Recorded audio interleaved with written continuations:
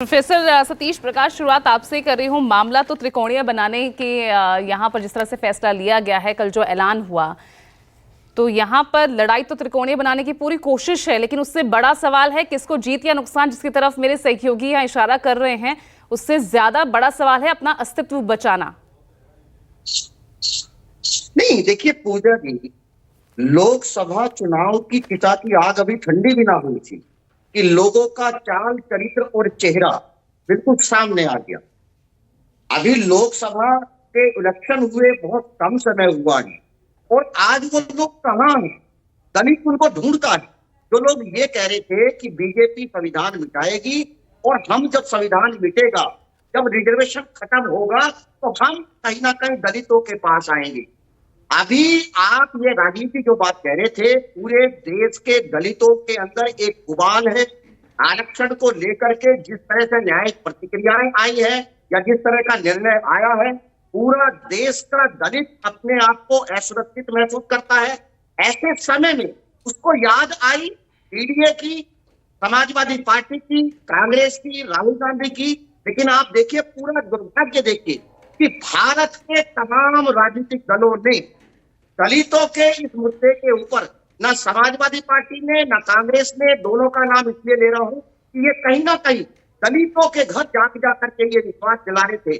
और जिस पीडीए की आप बात करते हैं, आज इस देश के दलितों को ये लगता है, उत्तर प्रदेश के दलितों को ये लगता है कि क्या ये पीडीए सिर्फ दलितों को राजनीतिक, जो समाजवादी पार्टी का एक राजनीतिक हरम है, उसमें कैद करने के लिए आपने बनाया था। आज आपका इस देश के दलितों को सबसे ज्यादा जरूरत थी।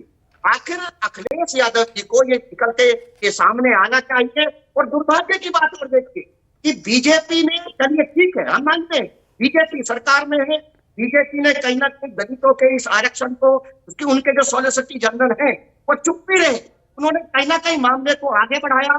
लेकिन उससे भी ज्यादा दुर्भाग्य इस देश के दलितों को ये लगा कि जब कांग्रेस शासित दो राज्य, जहाँ तेलंगाना है और कर्नाटक है, वहां के मुख्यमंत्री ने बाकायदा राहुल गांधी जी के कहने पर ये कहा कि सबसे पहले हम लागू करेंगे। इसका मतलब देश के दलितों को ये लगता है अगर जिस देश में संविधान बदलेगा, उस बदले हुए संविधान को सबसे पहले कोई लागू करेगा, कहीं ना कहीं कांग्रेस लागू करेगी।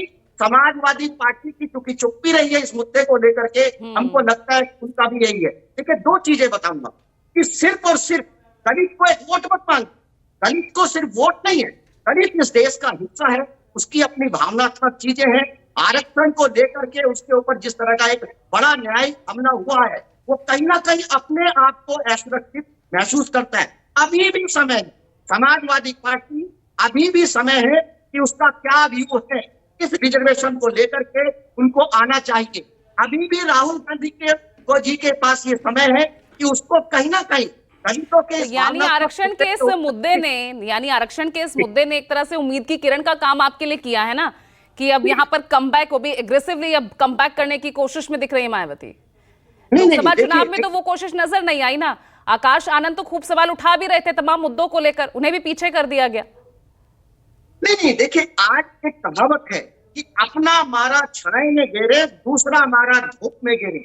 कहीं ना कहीं बहुजन समाज पार्टी बहन ने 2 बार प्रेस कॉन्फ्रेंस करके, और सुनिए, उन्होंने कहा कि ये आरक्षण कोई राजनीतिक मुद्दा नहीं है। उन तमाम दलों के अंदर जो काम करने वाले लोग हैं, जो दलित लीडर्स हैं, जो गैर दलित लीडर्स हैं, उन तमाम लोगों से ये अपील करी कि ये दलितों के अस्तित्व का मुद्दा है, ये दलितों के कहीं ना कहीं एक भावनात्मक मुद्दा है। आज तमाम लोगों को सरकार की नीतियों के खिलाफ बोलना चाहिए, सरकार के ऊपर ये दबाव डालना चाहिए कि सरकार विशेष सत्र बनाए। क्योंकि एक बात मैं कहता हूं कि देखिए, दलित की ऊर्जा वो कहीं ना कहीं गलत नहीं जाना चाहिए।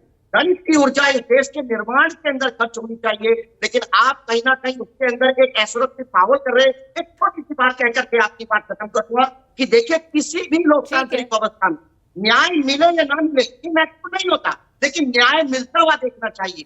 अगर व्यवस्था के अंतिम पायदान पर खड़े हुए व्यक्ति के अंदर न्याय पाने की सरकार से और देश की संवैधानिक संस्थाओं से अगर आशा बढ़ जाएगी, तो ये किसी भी लोकतांत्रिक व्यवस्था के लिए बेहतर नहीं है।